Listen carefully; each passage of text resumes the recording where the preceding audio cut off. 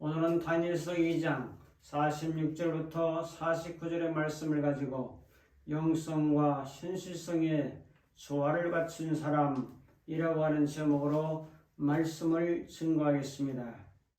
균형 잡힌 신앙생활을 위해서는 세 가지가 꼭 필요합니다.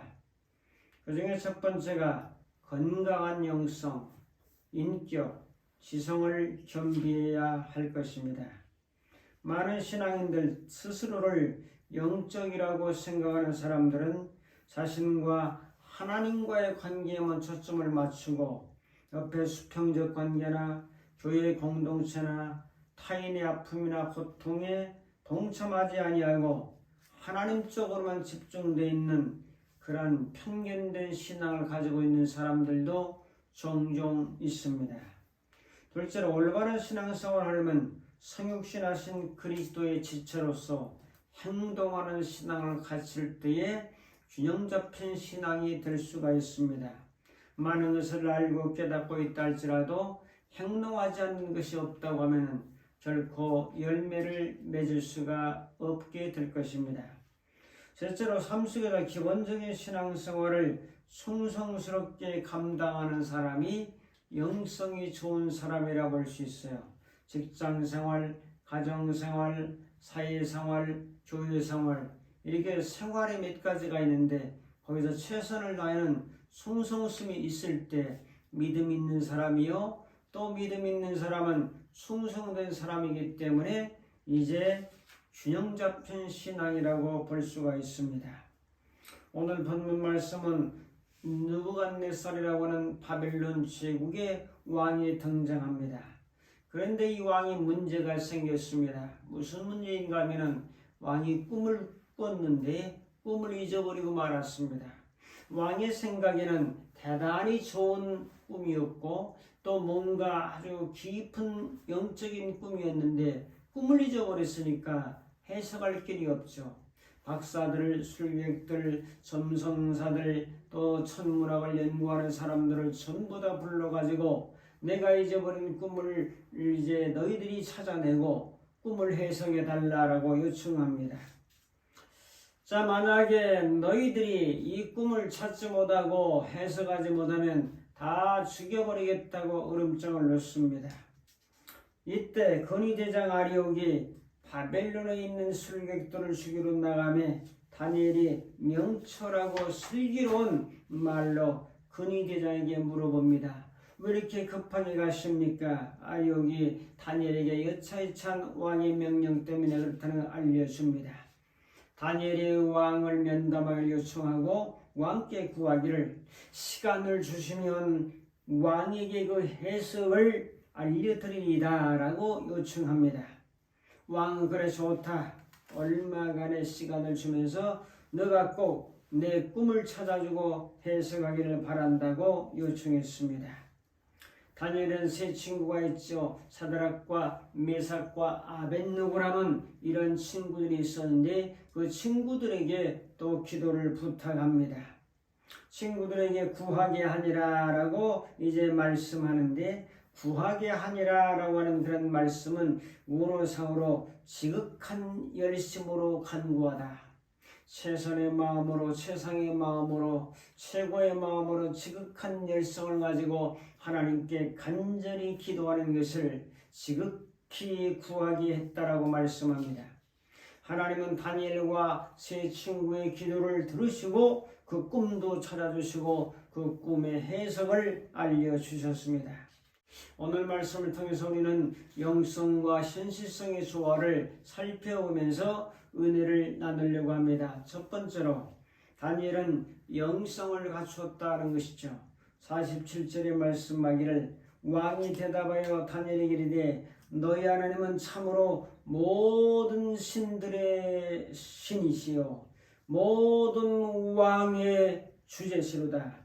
네가 능히 이 은밀한 것을 나타내었으니 네 하나님은 또 은밀한 것을 나타내시는 이시로다라고 말씀합니다. 다니엘은 바벨론이라고 하는 대제국의 점쟁이와 술객과 박사와 갈대아 술사들이 해결하지 못했던 문제를 풀어내고 말았습니다. 바벨론의 박사와 술사들은 정말 황당한 일이라고 왕에게 대답합니다. 다니엘서 2장 10절부터 11절에 보면은 왕이시여 왕이 저들에게 하시는 말씀은 지금까지 어느 왕도 이런 질문을 한 적이 없었습니다. 이것은 바로 신들 외에는 왕 앞에 이 해석을 보일 자가 없습니다라고 말합니다. 왕의 단호한 어조에 대해 술사들은 이 문제는 전적으로 인간은 할 수 없는 것이다. 인간을 뛰어넘어선 초자연적인 신의 영역이라야 가능하다라고 그렇게 대답합니다. 다시 말해서 자기들은 이 문제를 해결할 능력이 없음을 시인하는 이야기죠. 이런 상황에서 다니엘이 이 문제를 해결하지 않습니까? 믿음은 문제를 해결합니다. 정말 참된 영성은 문제를 해결하면서 더 미래를 향해서 나아가도록 하십니다. 지금까지 자신을 죽이려는 근위대장에게 지혜로운 말을 하지 않습니까? 다니엘은 탁월한 지혜를 통해서 상황을 잘 파악하면서 말을 했죠. 다니엘의 지혜를 통해서 자신까지 죽이려는 아리욱의 비유를 거스르지 아니하고 문제 상황을 잘 대처해 나가는 모습을 깨닫게 됩니다. 다니엘은 왕의 꿈을 해석해 주기 위해서 느부갓네살 왕 앞에 드디어 서게 되었습니다. 그리고 그렇게 고백합니다. 다니엘서 2장 20절부터 23절에 보면 다니엘이 영원하신 하나님의 이름을 찬양합니다. 지혜와 권능이 그에게 있음이로다. 그는 때와 기한을 변하시며 왕들을 폐하시고 왕들을 세우시며 지혜자에게 지혜를 주시고 지식자에게 총명을 주시는도다. 그는 은밀하고 귀한 일들을 나타내시면서 이제 나에게 지혜와 능력을 주시고 또 우리에게 주께 구한 바 이를 내게 알게 하셨사오니 내가 주께 감사하고 주를 찬양하나이다 라고 고백합니다. 다니엘은 하나님을 먼저 찬양하고 감사했습니다. 그리고 이 해석을 알게 해주신 하나님을 느부갓네살 왕과 모든 방백 신하들이 있는 곳에 하나님의 위대하심을 선포하고 찬양합니다. 다니엘은 얼마나 뛰어난 영성이 있었는지 모릅니다.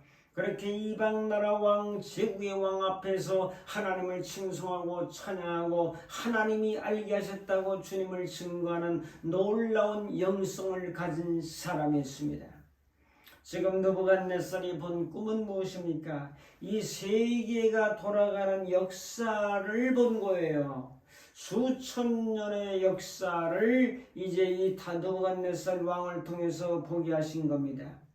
머리는 정금이요, 가슴은 은이요, 배는 노시요, 넓적 그 다리 밑에 종아리는 철이요, 발가락은 철과 진흙으로 되어 있었습니다. 이것에 대한 해석은 이렇습니다. 신상의 정금머리는 느부갓네살이요, 또한 느부갓네살이 다스리고 있는 바벨론 제국을 의미합니다. BC 605년부터 시작하는 거죠. 그 다음에 은으로 된 가슴과 두 팔은 메데파사, 두 팔, 메데파사, 페르시아 제국을 의미합니다. BC 539년부터 시작합니다. 이제 동으로 된 노수로 된 배와 넓적다리는 헬라 제국을 의미합니다. BC 331년부터 시작합니다. 그 다음에 철로 된 종아리는 강한 철같이 강한 로마 제국을 의미합니다. BC 63년부터 AD 476년까지의 역사입니다. 그 다음에 철과 진흙으로 된 10발가락이 있는데 반은 철이고 반은 진흙이니까 반은 강대국이고 반은 대단히 약소국입니다. AD 476년부터 지금까지를 10발가락 시대라고 말할 수 있습니다. 지금은 강대국과 약소국이 공존하는 시대 속에 살고 있습니다. 여기에 뜨인 돌이 하나 나타납니다. 산돌이죠. 이 뜨인 돌은 예수 그리스도를 상징합니다. 예수님의 성육신과 재림으로 세상의 모든 나라를 파해버리고 마지막 종국적으로 하나님의 나라를 세운다는 사실을 알려주고 있습니다. 소리임에 오셔서 십자가의 죽으심과 부활을 통해서 구원을 성취하시고 마지막 재림을 통해서 예수님께서 재림하시면서 세상의 새하늘과 새 땅에 새로운 세계를 만들어 갈 것을 이제 이 꿈을 통해서 예고하고 있습니다. 이런 꿈을 꾼 느부갓네살이 정말로 저는 이해가 안 갑니다. 어제 다니엘에게 이런 꿈을 꾸게 했다면 선지자이기 때문에 이해가 되지만은 예수도 안 믿는 하나님도 경외하지 아니하는 그 느부갓네살에게 이런 시대의 방대한 것을 계시하시고 알게 하셨을까? 물론 다니엘이 총리로 등극하게 하시고 하나님의 위대하심을 증거하려고 하는 뜻도 계신 것을 알고 있습니다. 이런 세계가 돌아갈 상황을 알게 하시고 꿈을 해석하게 하신 것은 다니엘에게 주신 하나님의 영성이라는 사실을 깨달아 볼 수가 있습니다. 다니엘은 이런 영성이 있기 때문에 미래를 예견하게 하시고 세상 돌아가는 일을 이제 말씀하신 겁니다. 대단한 성령님의 계시가 임하고 대단한 영성을 가진 것을 바라보게 되죠. 사랑하는 성도 여러분, 우리도 다니엘처럼 영성을 가지고 살아갑시다.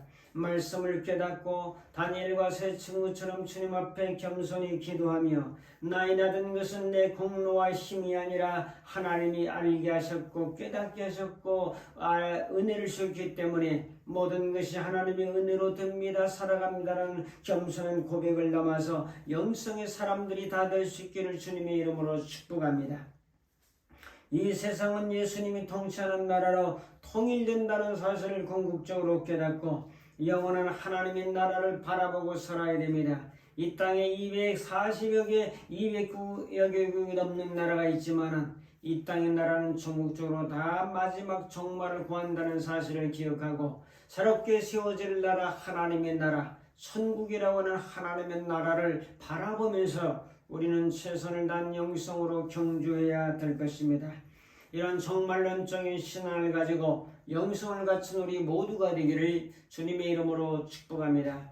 두 번째로 살펴볼 것은 다니엘은 현실성을 갖춘 사람입니다. 48절 49절에 보니까 왕이 다니엘을 높여 귀한 선물을 많이 주며 그를 세워 바벨론 온 지방을 다스리게 하며 또 바벨론 모든 지혜자의 어른을 삼았다고 말씀합니다. 49절에는 또 다니엘의 요구대로 사드락과 메삭과 아벳느고를 이제 다니엘의 요청대로 바벨론 제국을 함께 정치할 수 있도록 승부의 길도 열어주면서 이제 현실적인 정치 사역을 잘 감당했습니다. 그러므로 다니엘은 두 세계의 조화, 영성과 현실성을 다 내다보고 이 조화를 갖춘 신앙을 통해서 승리까지 감당했던 것입니다. 다니엘은 영성과 현실성이 정치 현실에 나타나게 됩니다. 현실성 있는 사람이기 때문에 가능합니다. 기도만 하고 말씀만 보고 있다고 정치를 잘 할 수 있겠습니까, 여러분? 정치적으로 안정돼야 되죠. 경제적으로도 백성들이 잘 살 수 있도록 해야 되죠. 주변에 있는 주변국들의 침입해서 방어를 또 해야 되죠. 군사력도 길러야 되죠. 이런 정치, 경제, 문화, 사회 모든 영역에서 바로 현실성을 갖췄기 때문에 다니엘은 그런 모든 이제 신하들의 어른으로 총리 역할을 감당할 수 있었습니다. 포로로 잡혀갔으면서도 영성과 현실성을 잘 갖춘 사람이기 때문에 바로 이제 바벨론의 총리까지 되었습니다. 이 땅에서 여러분들이 열심히 일하는 것은 현실성이 좋은 겁니다. 자기 직업을 가지고 성실하게 살아가는 것도 바로 현실성이 좋은 거죠. 현실성은 이 땅에 살아가는 기술을 의미하고 있습니다. 저는 현실성이 떨어지는 사람입니다. 영적인 면을 추구하고 이상을 추구하는 그런 자이기 때문에 현실 감각이 떨어져서 늘 영성과 현실성이 떨어지는 경향이 있었습니다. 근본에 하나님께서 말씀을 통해서 기도하면서 큰 깨달음을 가지고 영성과 현실성을 동시에 봐야 된다. 동시에 갖춰야 된다. 그런 생각을 했습니다. 그래서 제가 할 수 있는 것들 현실성을 좀 더 갖추기 위해서 이제 교회당을 건축한 지 20여 년이 됐는데 먼지가 얼마나 많이 쌓였겠어요. 색이 얼마나 많이 퇴색됐겠습니까? 그래서 이제 공사를 시작했어요. 이게 현실이라고. 교회당이 아름답게, 교회의 신앙이 아름답게 성장하는 것은 이제 영적인 일이지만은 현실적으로 보이는 공간에 대해서 현실성을 갖추고 뭔가를 해나갑니다. 일단 3층 본당에 누바 공사를 했죠. 이제 바닥도 깔끔하게 칠할 것입니다. 2층의 식당과 교육관을 이제 변화를 주면서 칠을 다했습니다. 주차장의 벽면과 천장도 전부 칠을 했습니다. 이제 큰 도로변으로 내려가는 이쪽 계단도 이제 다 칠을 했습니다. 도서관의 간판도 바꿔야 될 것이고 저쪽 이제 큰 도로변에서 보는 나무로 이렇게 방부목으로 해놓은 곳들도 이제 다시 칠을 하게 될 것입니다. 자, 이런 모든 것들이 바로 20년 만에 제가 움직여서 여러분들이 다 하지 못한다 할지라도 제가 설선에서 하는 것은 현실성을 인식하고 현실의 삶과 공간에 대한 부분을 뭔가 영성과 현실성을 한번 좀 조합해보자는 그런 의도에서 시작을 했습니다. 여러분, 교회가 혼해지고 달라지는 모습을 보게 될 것이며 심지어는 엘리베이터까지 설치를 해서 연세 드신 분들이 잘 올라올 수 있도록 해야 된다는 그런 말도 나오고 있는 실정입니다. 이것은 현실상에 대한 깨달음이 왔기 때문에 저는 힘들지 않다라고 하는 그런 믿음을 가지고 물론 육체적으로 힘들지만은 한 달에 가까이 계속 일을 하고 있습니다. 여러분, 이것이 바로 현실성입니다. 공간에 대한 관리, 몸에 대한 관리, 청소, 집안 살림, 직장 생활, 현실을 열심히 땀 흘려 일하는 것, 이게 현실성이라고요. 영성을 가진 사람들은 반드시 이 현실 감각을 가지고 이 조화를 갖출 때 다니엘 같은 하나님 앞에 인정받고 쓰임받는 사람으로 나가지 않겠습니까? 오래전 작은 마을의 학교에서 선생님이 학생들에게 장문 시간에 장래의 꿈에 대해서 기록하라고 했습니다. 대부분의 빈농의 아이들은 땅을 읽으면서 농사를 짓는 가정이기 때문에 이제 부자가 된다라는 것이 꿈이었어요. 그런데 한 학생은 자기는 유명한 의사가 되겠습니다 라고 이제 글을 썼습니다. 선생님은 그 학생을 불렀습니다. 너희 집안이 어떠냐? 의사가 되려면 학비가 많이 드는데 어떻게 감당하려고 하느냐? 그부터 30년이 지난 뒤에 마을에 전염병이 돌았는데 이 전염병을 이제 두려워한 나머지 어떤 의사들도 그 마을에 들어가지를 않았습니다. 그런데 프랭클린 클린이라고 하는 유명한 의사가 자진해서 마을로 들어와서 사람들을 치료해 주기 시작했습니다. 그 의사는 바로 30년 전에 의사가 되겠다고 꿈을 키웠던 담임 선생님이 그거 하지 말라고 만류했던 그 소년이었습니다. 한 지팡이를 짚은 백발노인이 치료가 끝나자 의사에게 다가와서 손을 잡고 말했습니다. 이보게, 나를 기억하겠나? 30년 전 자네의 선생님이었지. 자네는 나에게 의사가 되겠다는 꿈을 말해주었지. 사실 내가 내 집안이 가난하기 때문에 자네의 꿈을 이루기가 힘들 것이라고 말했지. 하지만 자네를 보니 꿈을 가정한 현실이 그 꿈에 따라온다는 사실을 깨닫게 되었네. 프랭클린은 꿈을 현실화시켰습니다. 이 프랭클린이 바로 이제 윈스턴 처칠의 친구가 되어서 어려운 가난한 그런 상황을 그 집안에서 도왔고, 이제 윈스턴 처칠이 이제 병에 걸렸을 때 이 프랭클린이라는 친구가 그 병을 고쳐 주었습니다.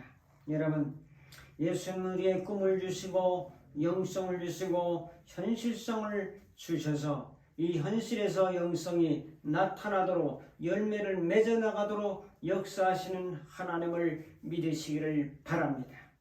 어느 강사가 현대인에게 정말 중요한 세 가지 금은 무엇입니까? 라고 질문했어요. 여러분도 다 아시는 얘기죠. 어느 이제 아주머니 벌떡 일어나 손들고 하시는 말이 정말 현대인에게 필요한 것이 뭐냐고 했을 때에 요실금입니다라고 말했습니다. 질문한 강사는 답은 이랬어요. 현대인에게 필요한 세 가지 금은 첫째가 황금이요, 두 번째가 소금이요, 세 번째가 지금입니다. 제일 중요한 것은 바로 지금입니다라고 그렇게 말했습니다. 현실을 보는 매의 눈이 필요하고 현실을 바꾸는 지혜가 필요하고 영성을 현실에 실천하는 행동력이 필요한 시대 속에 우리가 살고 있습니다. 세 번째로 영성을 현실성으로 우리도 나타냅시다.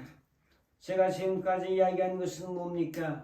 영성과 현실성의 균형과 조화입니다. 예수님은 영성을 가지고 말씀하신 분이십니다.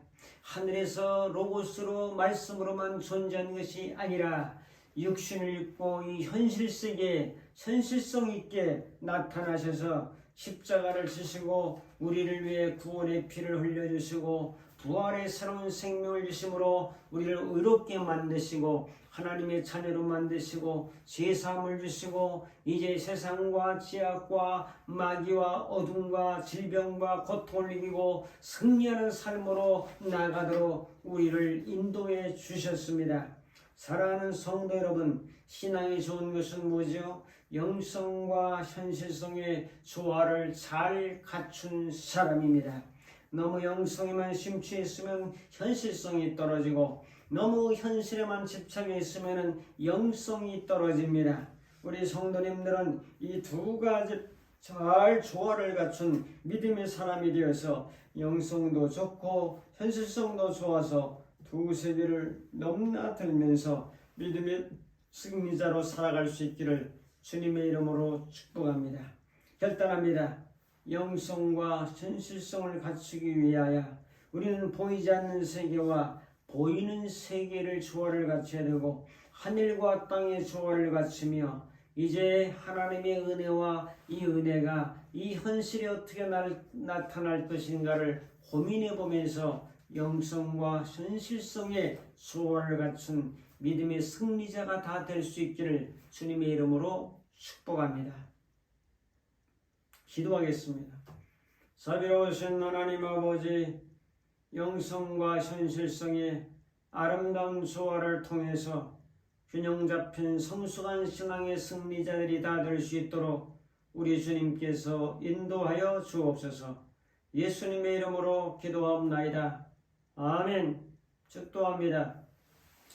이제는 우리 주 예수 그리스도의 무한하신 은혜와 하나님 아버지의 극진하신 사랑하심과 성령님의 감화 감동 인도 충만 교통하심이 영성과 현실성의 조화를 갖춤으로 믿음으로 승리하며 전진하기로 결단하는 모든 심령들 머리머리 위에 저들의 가정과 섬기는 교회와 이 나라의 민족 위에 이제부터 영원토록 함께 있을지어다. 아멘.